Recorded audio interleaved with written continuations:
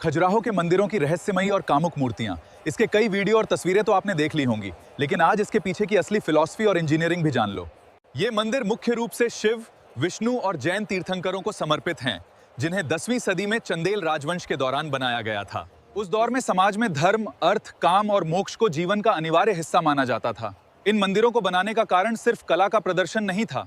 इसका असली उद्देश्य ये संदेश देना था कि भगवान के गर्भगृह तक पहुंचने से पहले इंसान को अपनी सभी सांसारिक और शारीरिक इच्छाओं को बाहर ही छोड़ना पड़ता है।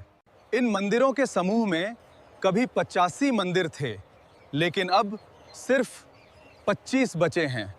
लेकिन सबसे अनोखी है इन विशाल मंदिरों की बनावट, जिसमें सीमेंट या चूने का एक बूंद भी इस्तेमाल नहीं हुआ है। लेकिन इसका राज इन मूर्तियों में नहीं, पत्थरों की ग्रेविटी में छिपा है। यहाँ लगी हुई है mortis and tenon joint technology.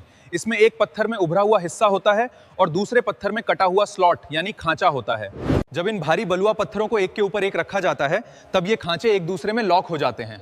अब इस बिना सीमेंट के टिके हुए मंदिर का राज समझो। असल में सारा वजन गुरुत्वाकर्षण के जरिए इस तरह बैलेंस किया गया है कि पत्थर अपने ही वजन के कारण अपनी जगह पर मजबूती से लॉक हो गए हैं। इन पर छत का वजन इस तरह बांटा गया है कि आंधी तूफान भी इनका कुछ नहीं बिगाड़ सके। यानी हमारे पूर्वजों ने यहाँ परफेक्ट बैलेंस और वेट डिस्ट्रीब्यूशन के नियम का उपयोग किया है। महान दार्शनिक ओशो ने खजुराहो के बारे में कहा था कि खजुराहो के निर्माता महान मनोवैज्ञानिक रहे होंगे। ये मूर्तियां आपको वासना से मुक्त कर परम चेतना तक ले जाने का विज्ञान है। अब ऐसा नहीं है कि इन मंदिरों पर कभी खतरा नहीं आया।